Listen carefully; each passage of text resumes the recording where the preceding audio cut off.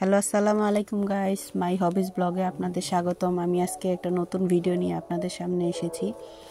আমি সবসময় আপনাদের জন্য শর্ট ভিডিও করি। আজকে পরিবেশটা এত ভালো লাগলো যে লং ভিডিও না করে পারলাম না। মানে পরিবেশটা এত সুন্দর যে পরিষ্কার পরিচ্ছন্ন দেখে, মানে সবজির বাগান, তারপর আপনার বিভিন্ন ধরনের গাছ দেখে আমার খুবই ভালো লাগলো।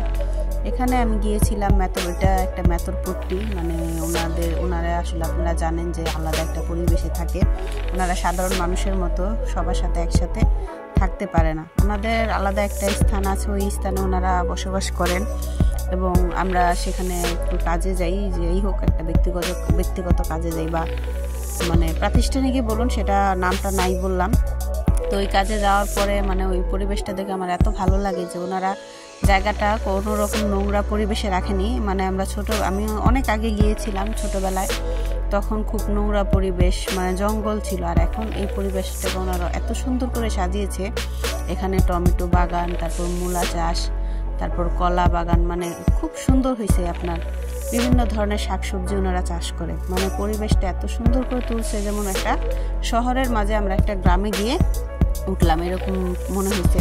পাশাপাশি ওনারা গ্যান্ডারিও চাষ করছে, আপনারা দেখতেই পাচ্ছেন আশেপাশে কিছু কিছু জায়গায় গ্যান্ডারির চাষ করেছে এবং বিভিন্ন ধরনের এখানে হয়তো শাক, সিম যে কোনো জিনিস করেছিল, এখন ওগুলো আর কি উঠায় ফালাইছে আর কি। আর এইখানে বিভিন্ন ধরনের ফল গাছ ওনারা বালতিতে রোপণ করেছে সৌন্দর্য বৃদ্ধির জন্য। এই যে এখানে দেখতে পাচ্ছেন ওনারা নিজেদের গাছের সিমগুলো থেকে বিচি, মানে সিম এত হয়েছে যে ওনারা খেয়ে কুলাতে না পেরে এখন সিমগুলো থেকে বিচি আলাদা করছে, যে বিচি সংরক্ষণ করে খাবে। আর টমেটো বাগানের কথা কি বলবো, যে দেখতেই পাচ্ছেন এত সুন্দর, মানে এখানে পুরাটা ফসল ভরা ছিল, এখন ওনারা খেয়ে এগুলো শেষ করে ফেলছে। এই কারণে মানে কিছু কিছু আছে, মূলা, তারপর লাউ গাছ, সব কিছুই আছে। আপনারা মানে এই পরিবেশটা আমার এত ভালো লাগছে, এই জন্য আপনাদের কাছে শেয়ার না করে থাকতে পারলাম না। আমি আশা করি আমার এই ভিডিওটা যদিও লং হয় আপনারা সবাই দেখবেন এবং লাইক শেয়ার করবেন, কমেন্ট করবেন, সাবস্ক্রাইব করবেন চ্যানেলটা, এবং আপনারা বেশি বেশি লাইক করবেন, আমাকে উৎসাহিত করবেন যেন আমি মাঝে মাঝে আপনাদের মাঝে এরকম দু একটা লং ভিডিও দিতে পারি। তাহলে আমি উৎসাহিত হয়ে আপনাদের মাঝে আরও ভিডিও নিয়ে আসবো ইনশাল্লাহ।